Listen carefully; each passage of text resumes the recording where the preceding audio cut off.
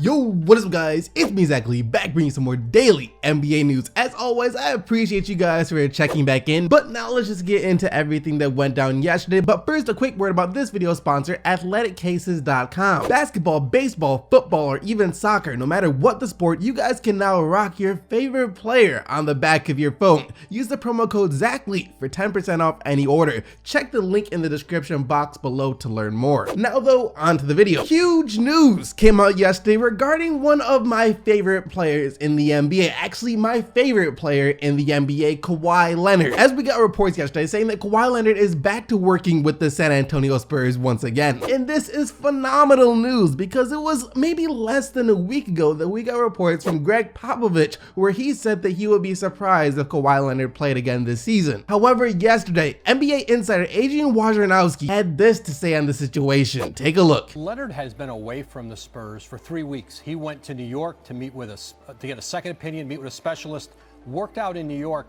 Now we're told he's returned to San Antonio and he will start, the team's on a homestand this week.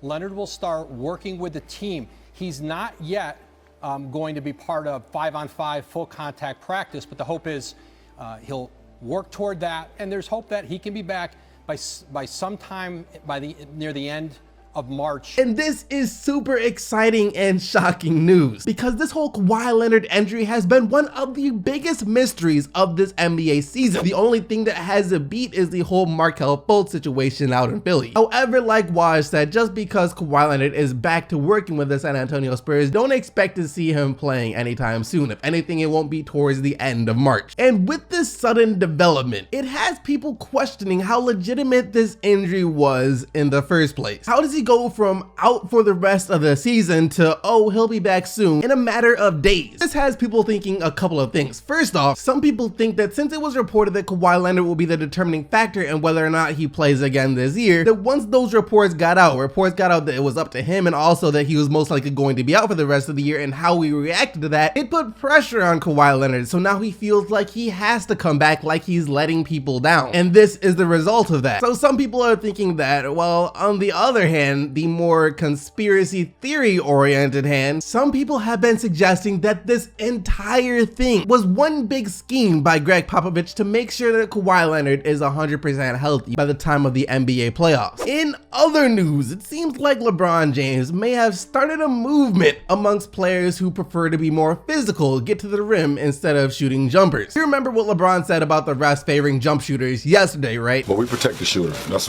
what it's turned into.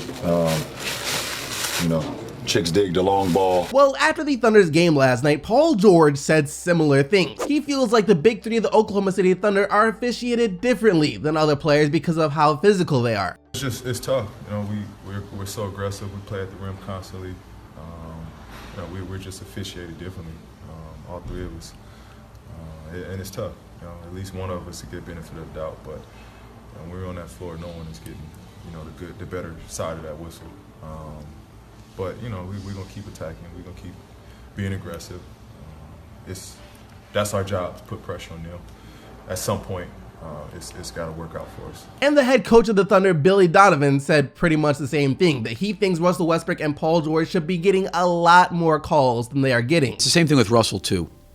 You know, those guys are aggressive players, and, you know, like, listen, there's calls that are missed. There just are. You know, like, he's gotten fouled and he's not getting to the line. I think the same thing can be said for Russell. And I'm not, like, trying to get into, like, every single play call. But as much as those two guys are in the lane, they need to be at the free throw line more than at the free throw line, in my opinion. Right now, the Thunder get to the free throw line an average of 23.5 times per game, which isn't bad at all. It ranks them number 7 in the NBA, and on the year, Russell Westbrook gets to the free throw line at just under 7 times per game. He is top 10 of the NBA in that category, whereas Paul George gets to the free throw line 5 times per game and is number 23 in the NBA in that category. So at first glance, it does appear that they get to the free throw line a decent amount, and with that in mind, then they shouldn't be complaining about not getting calls, right? But that's not completely fair to say, because Russell Westbrook especially is one of the most physical players in the league. The guy loves to attack the rim. So even if he is shooting 6 to 7 free throws per game, that only means he's getting around 3 or 4 foul calls on his shooting attempts in each game on average. In games like yesterday, where he only attempted 2 free throws, which means he only got 1 foul call in his favor while he was attacking the rim, it's like, how is that possible? Do you guys see what I'm saying here? It's exactly the same thing that LeBron James was just complaining about. Lastly, in the news, a Philadelphia-based company decided it was best if they took the recruiting process of LeBron James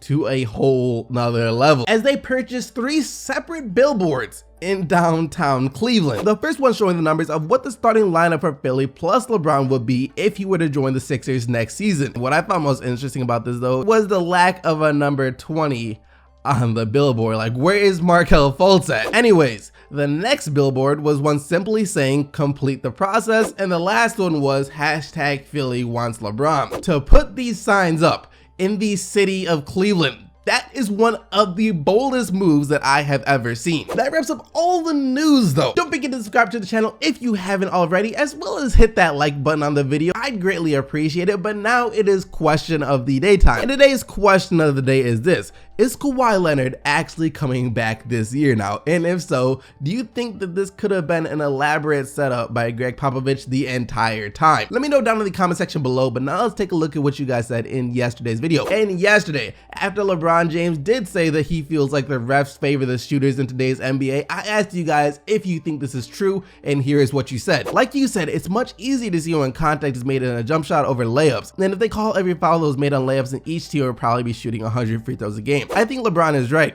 They should give him more calls, because LeBron is so skilled he can finish even with contact, and that's why refs don't bother with calls. Right, if every foul was called, the NBA would turn it into a free throw shooting contest. And low-key, I think the NBA wants the refs to call less fouls on players who attack the rim, just because so many fouls would be called if every time some contact was made that it would slow down the game. And the NBA wants a faster, more action-packed game, and calling a bunch of fouls decreases the speed of a game, and that's not something they want. It's not as entertaining. Don't forget to leave your answer for today's question today down in the comment section below. But now let's take a real quick look at the games from last night. The Suns looked like they were going to win this game for a very quick second. Then Anthony Davis woke up and it no longer looked like that. AD erupted once again, scoring 53 points while also grabbing 18 rebounds to go along with his 5 blocks. When he was playing with DeMarcus Cousins early in the year, I almost forgot just how dominant he can be, because he has been having monster game after monster game ever since Boogie went down. Davis has had 5 games in the month of February alone so far that he scored at least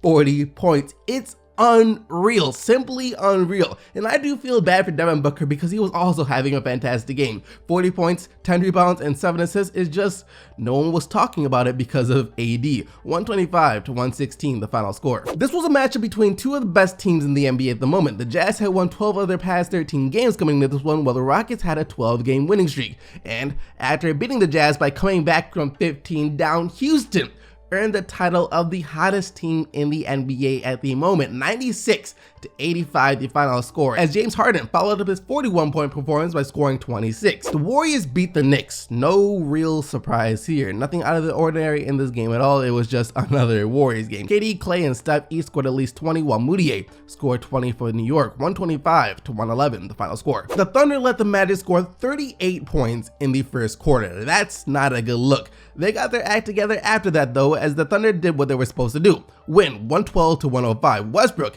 didn't even score 10 points in the game, and the Thunder still won. Actually, the Thunder's bench was arguably better than the starting lineup. I don't think that has ever happened. They had 48 points off the bench for OKC last night. The Grizzlies tried to make a comeback last night, but it wasn't going to happen. The lead that Boston built early in the game was just too big for Memphis to overcome, as the Celtics had a 26-point lead headed into the half. 109 to 98 the final score in this one. Kyrie Irving scoring 25. And guess what? The Pistons lose again. Blake Griffin, yo, what is going on, bro? I'm gonna need you to start doing something out there. We got destroyed by Toronto yesterday, 123-94. The lead just kept growing and growing and growing for the Raptors in the second half. Lowry and DeRozan scored 20 each. The Lakers win again, and Lonzo Ball was perfect from the field. Seems like forever ago when almost everyone was worried about his shooting percentages. 4 of 4 from the field, 3 of 3 from deep for 13 points to go along with 7 rebounds and 5 assists off the bench. But Brandon Ingram continues to shine as he is given more responsibility on the offensive end, scoring 21 points to go along with 10 rebounds and 6 assists, 123-104 the final score. Minnesota struggled a bit with Sacramento in the first half, but once the third quarter started, they turned up the pressure a few notches to get the easy 118-100 win. Once again, with Jimmy Butler out, you had a bunch of guys stepping up. No one was better than Cat though, as he finished with 26 points, 17 rebounds, and 4 assists. When trying to make the right play goes terribly wrong. Lauri Markkanen had good intentions trying to take the charge. It just didn't go as planned, as he got baptized last night by Jarrett Allen. That was maybe one of the most vicious dunks of the season, and it was also the summary of the game. The Nets destroyed the Bulls 104-87. Allen Crabbe had 21 for Brooklyn, while Chris Dunn had 23 for Chicago. What are you doing, Dallas? You had specific orders from your owner not to win any more games, so what is your excuse for beating the Pacers? Cuban should dock all of you a game's worth of pay as punishment. Just playing, but for real, don't win any more games. 109-103, Dallas gets the win behind 21 points from Harrison Barnes. And that wraps up all the action from last night. Hope you guys enjoyed the video. If you did, be sure to smack that subscribe button, as well as subscribe to the channel so you don't miss out on more daily NBA news, as well as join the quest to 200,000 subscribers, hashtag a million in a year. Remember to vote for the player of the day, but also remember the only players whose team won are eligible to win player of the day. And yesterday, that player was none other than James Harden, and his 41 points, 8 rebounds, and 7 assists. Thank you once again for watching. I'll see all of you right back here tomorrow, but until then, I am out of here.